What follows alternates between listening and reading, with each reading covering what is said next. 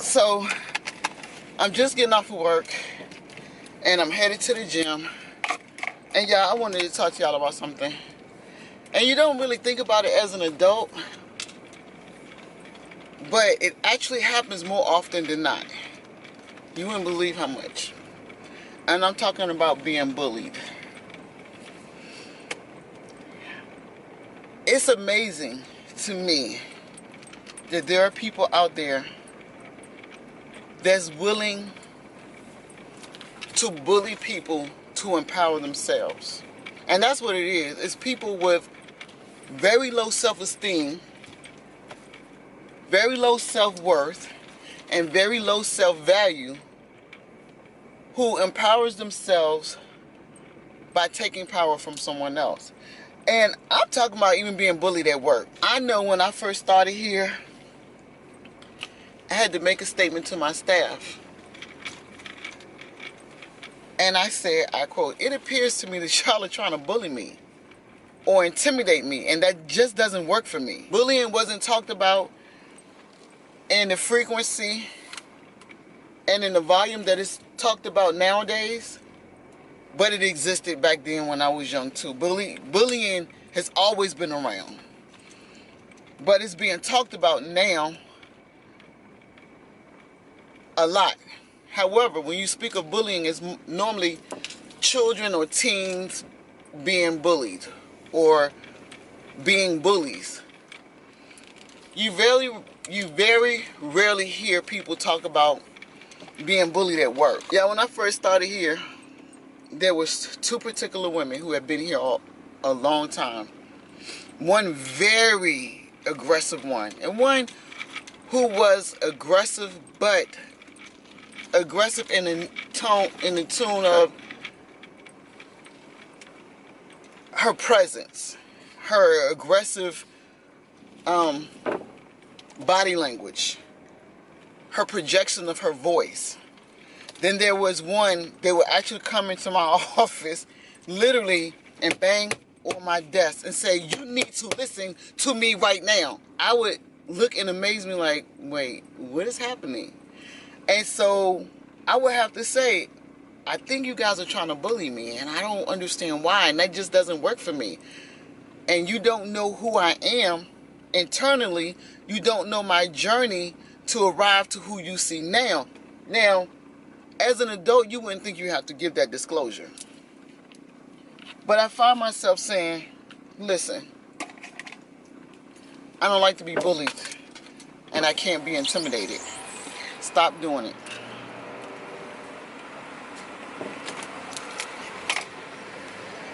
I would come into work some days because when I arrived at this organization, they were in the midst of change.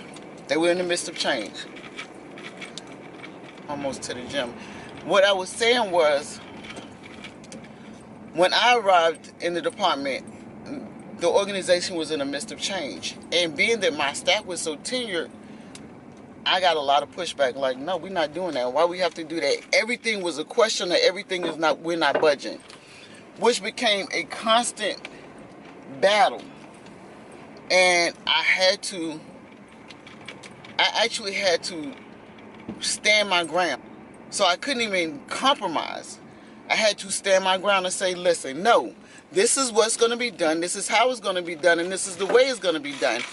And because I took that stance, I would come into work and they wouldn't speak to me. There were days I would say, I don't know, Father, you gave me this job, but I don't know if I'm going to be able to stay here because they're going to make me revert back to who I used to be. And who I used to be, you know, I didn't mind popping somebody if they got on my nerves. And that's not who I wish to be. And you brought me from that person, and why am I going to let them take me back there? I don't like bullies for more reasons. Listen, y'all, I'm riding around the gym parking lot. Y'all wouldn't believe I'm riding around this parking lot trying to find a parking space. And I'm also, oh, parking space. Thank you, Jesus. Right in the front. So, I don't like bullies for more reasons than one. One, I feel like bullies are truly cowards. If you take their audience away from them, you take their power. If you stand up to them, you take their power. bullies have to operate in the presence of an audience because that empowers them.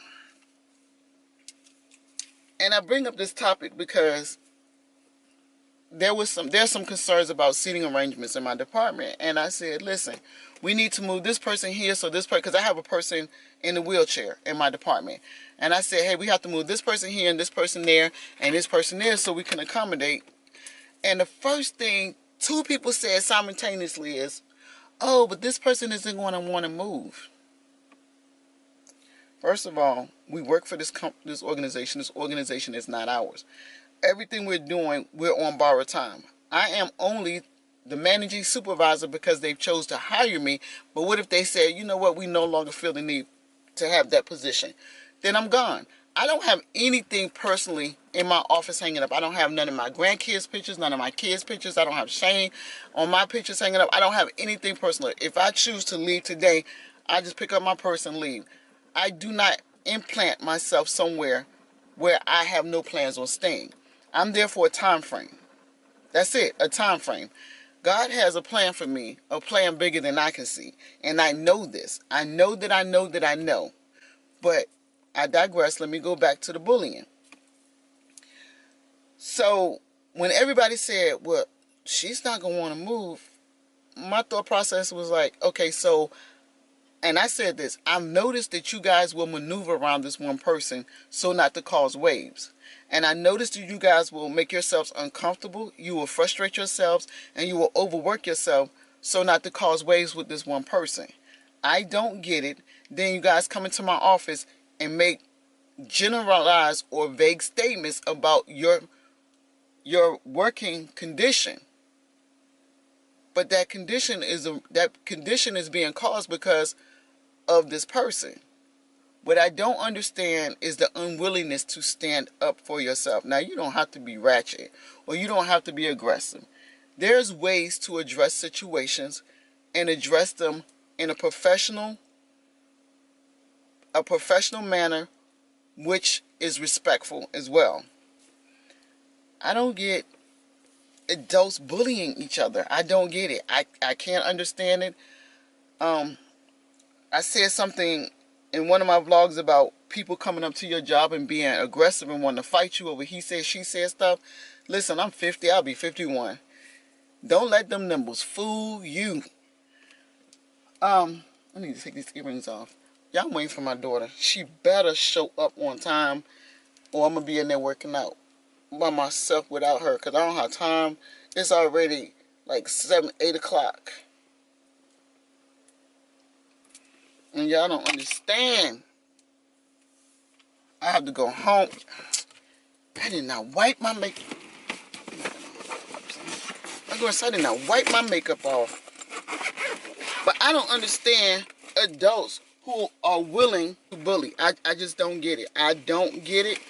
When I say I was in that department and these women gave me the time and they thought intimidating me. I even had one girl throw something at me, y'all.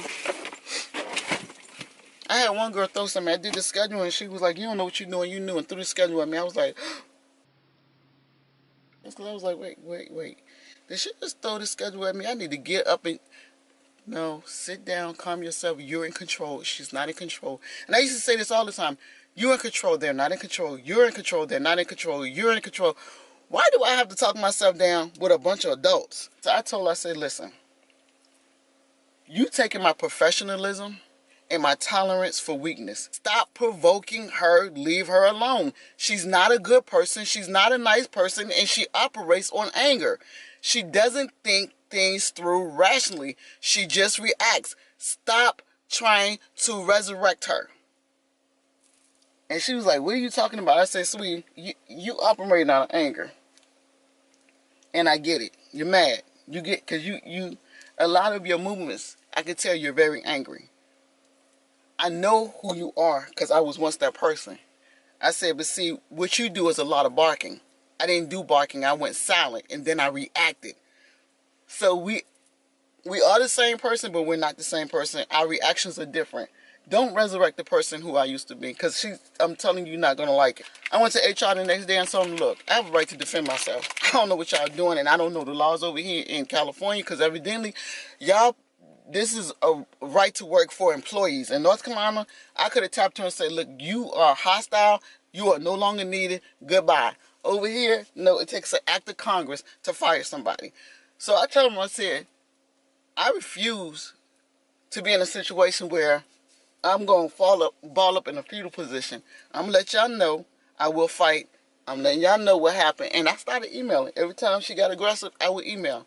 And I would tell them, y'all put me in a very compromising position. I can't believe in this day and time, as adults, you would have to go to work and worry about being bullied. I'm going to be honest with you. Sometimes I'm really, really shocked when people say, I've never been in a physical fight. That's amazing to me that you've gone through the years without having to get into some kind of tussle. Now, of course, everybody's been in a verbal argument or disagreement, but for it not to escalate into a physical fight is amazing that people were able to avoid that. Me, not so much. I lived on the street, so I had to fight. And I fought for what was mine. And I wasn't afraid to fight. I fought people 10 times bigger than me because they were trying to take from me. Y'all, I'm washing my face off waiting for my daughter. But the moral of the story is, what is the moral to the story? I'm just amazed that at 30, 25, 30, 20, 21, 22, 40, especially, if you walking around a bully at 39, you ought to be ashamed of yourself. You need to look in the mirror and talk to yourself and say, I like me over and over again. Because once you start liking you, you will stop being negative. Once you start liking and loving you, you will stop that negative behavior, because that's not how you're going to want to carry yourself, how you're going to want to represent yourself. Anyway, y'all, let me get in this gym. I'll talk to y'all later. Yeah, I don't even know if I'm going to express any more opinions on this on Lil Miss. I really don't, because her group come hard. But see, I'm not afraid of that. I'm just not. And it don't matter to me. We can do this. But is it worth it? I mean, I can't be bothered. That's her situation, and those her subbies, they want to live in the matrix and see what they want to see. But it just seems to me that if they dare truly to support her, somebody would give her some insight. And one more thing, she said she owed child support. That is also going to work against her when she tries to file for her son. Don't ask me. Google it. Matter of fact, call family court and ask them how that's going to play out. But, it's just my opinion. Am I going to speak on her again? Probably not. But, I don't know. Maybe. It's my opinion. It's my platform. And whatever she puts out there, I mean, if she put it out there, then she's asking people. She's inviting people in when she puts it out there on a public platform. I don't get it. If I put something out here and somebody come for me, I put myself out here. So if you come for me just like I went back and forth with somebody, I guess one of her biggest supporters, who said she reached out to her. I actually was enjoying it, because I was like, oh, wow, you want to come? Come on, I'm going to invite you in. Normally, I would have said, wow, okay, but no, you want to do this? Let's do this. And then the person said, oh, you could give it, but you can't take it. No, sweetie, I can't. I just choose to ignore what I want to ignore. I choose to acknowledge what I want to acknowledge, and I choose to invite what I want to invite. So it's not that I can't take it. It's just that, whatever. Which I don't understand. Not one time did this young woman talk about her son and how important it was for this girl to readjust her behaviors for her son. She just kept saying, you don't know the whole story. Nobody knows the whole story. We only know what she puts out there. It is what it is at this point. This is, I don't know. Anyway, I got to go in this gym. This is my second or third day in a row. I'm so proud of me. I'm waiting for my daughter to come and go. Y'all, this is my hula. Can y'all see this? I'm bringing my hula hoop. This is my 3-pound hula hoop. Taking my weights in. The light keeps shutting off. Y'all gotta go. I will talk to y'all later. Thank you guys all my new subscribers for joining this family. Y'all, it's going to be interesting. That's what I can promise you. It's going to be interesting, and it's going to get better. I promise you that. Oh, I got my gloves. I do lift weights too. I will talk to y'all later. And guys, I'm going to end this vlog like I always end it. Live your life with a purpose, on purpose. Do your thing. Stand proud and shine. Talk to y'all guys later. Bye.